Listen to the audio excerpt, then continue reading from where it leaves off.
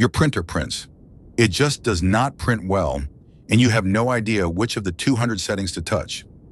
Calibration is how you stop guessing. There are 5 tests worth doing, and they have a strict order. Each one depends on the one before it, which is why calibrating in the wrong order is the reason your calibration never seems to stick. First layer, temperature, flow, pressure advance, retraction. Do them in that order, once per filament, and your printer will do what you tell it. Chapter 1, the first layer. This is not really a calibration, it is a prerequisite. Every test below prints on top of layer 1, so if layer 1 is wrong, every result you read afterwards is wrong too. Level the bed at printing temperature, because metal expands and a cold level is the wrong level. Then set your Z'd offset live while the first layer is actually going down until the lines just squish into each other with no gaps. Clean the plate with isopropyl alcohol first. Skin oil is completely invisible, and it is the single most common reason a first layer fails. Then print one large flat square and look at it. The lines should touch with no gaps and no ridges where they overlap. That square tells you more than any amount of paper dragging. Do not move on until that square is right. Everything below this point assumes it. Chapter 2, temperature. Temperature comes second because it changes how the plastic flows, and flow calibration measures exactly that. Calibrate flow first, and you will just have to redo it. Too cold gives you weak layer bonding, poor overhangs and parts that snap along the layers.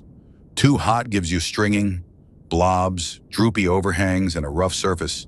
You are looking for the lowest temperature that still bonds properly. Run a temperature tower. Orca Slicer has one built in under calibration. It prints a tower where each block is 5 degrees cooler than the one below it. Then rate it from the top down. Find the coldest block that still has clean layer bonding and no gaps. Then try to snap the blocks apart with your fingers. The right temperature is the coldest one that will not break. And do it per filament. 2 spools of PLA from different brands can genuinely want 15 degrees between them. Chapter 3, flow. Flow ratio is how much plastic actually comes out compared to how much the slicer thinks is coming out. If it is wrong, every dimension, every wall, and every surface on your printer is wrong with it.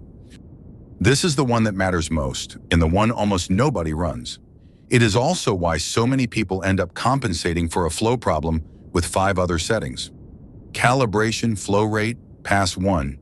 It prints a row of small squares, each at a slightly different flow. Let it finish and let it cool. Now look at the top surface of each square and pick the smoothest one, not the shiniest. Shiny usually means over-extruded. You want no gaps between the lines and no ridges where they overlap. Enter that number, then run pass 2, which repeats the test in much finer steps around your answer. 2 passes and you are done. Save the result to your filament profile, not your printer profile. Flow is a property of the plastic, not the machine. Chapter 4, pressure advance. Molten plastic inside your hot end is under pressure. When the nozzle slows down for a corner, that pressure keeps pushing, so you get a blob. When it speeds up again, the pressure lags behind, so you get a thin spot. Pressure advance predicts that. It eases the extruder off just before the nozzle slows and pushes just before it speeds up, so what comes out actually matches how fast the nozzle is moving. Run the pressure advance test under calibration. It prints a tower of lines at increasing values, and you pick the height where the corners look sharpest and most even. Direct drive extruders usually land somewhere between 0.02 and 0.08. Bowden setups are much higher, often near half, because there is a long tube of filament to compress before anything moves. This is what actually fixes bulging corners and blobs at every stop. Retraction cannot do it because retraction only happens during travel moves. Chapter 5, retraction. Retraction pulls the filament back before the nozzle travels, so it does not ooze a string across the gap. That is all it does. It is not a quality setting, it is a travel setting. Start with length, around 1 millimeter for direct drive, 4 to 6 for Bowden, and raise it in ½ millimeter steps until the stringing stops. Then speed, somewhere around 30 to 40 millimeters per second for most setups. Too fast on a soft filament carves a groove into it, and then it stops feeding properly. And know when to stop.